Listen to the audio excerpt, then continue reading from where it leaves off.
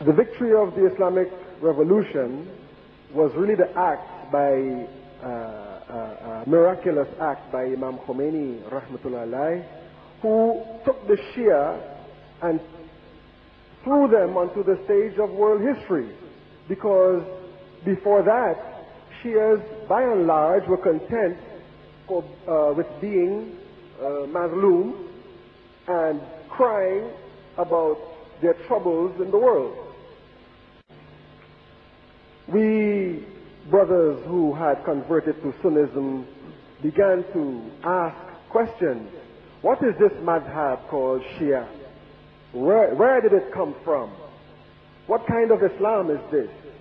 And we began to try to get our hands on as much material as possible to understand this beautiful phenomenon that was unfolding in our time, in our history.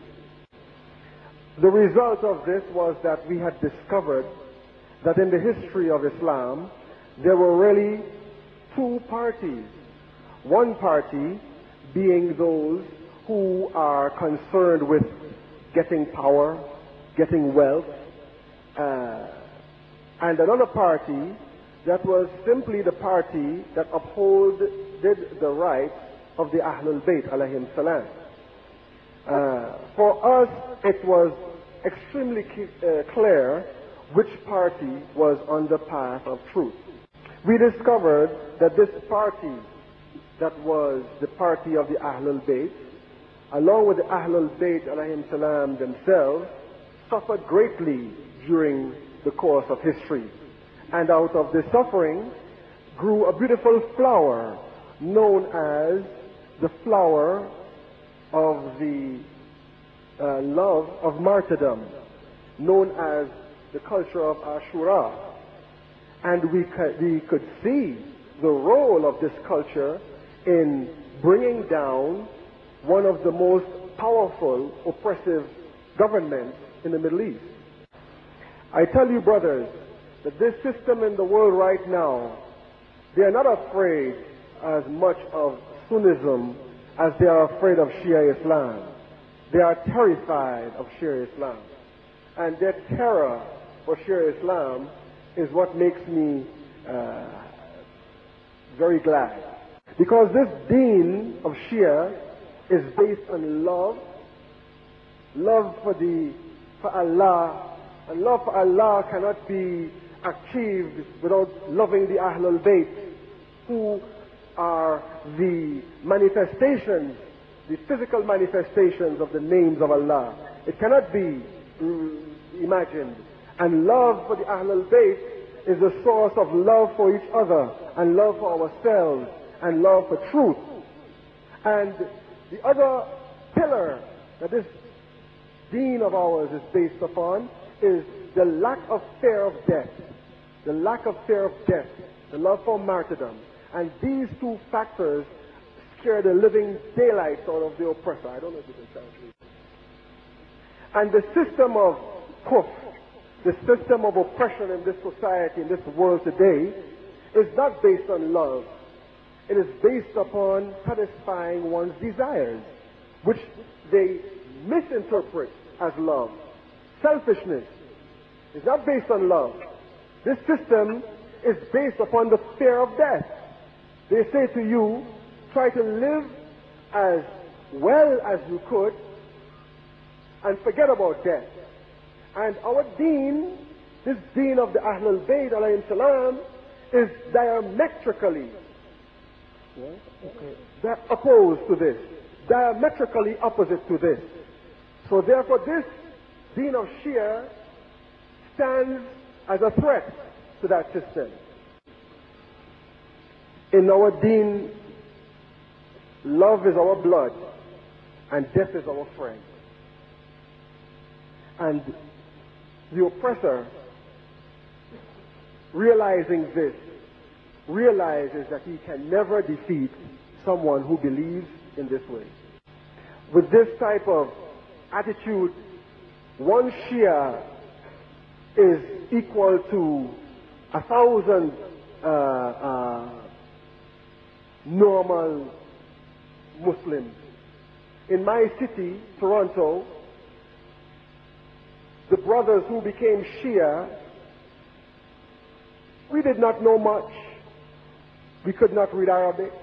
We couldn't even read Farsi. We had to depend upon books that were translated. Most of these books were Sunni books in order to educate ourselves about Islam. But when we went out on the street and when we did Tabligh, the Wahhabis were afraid of us.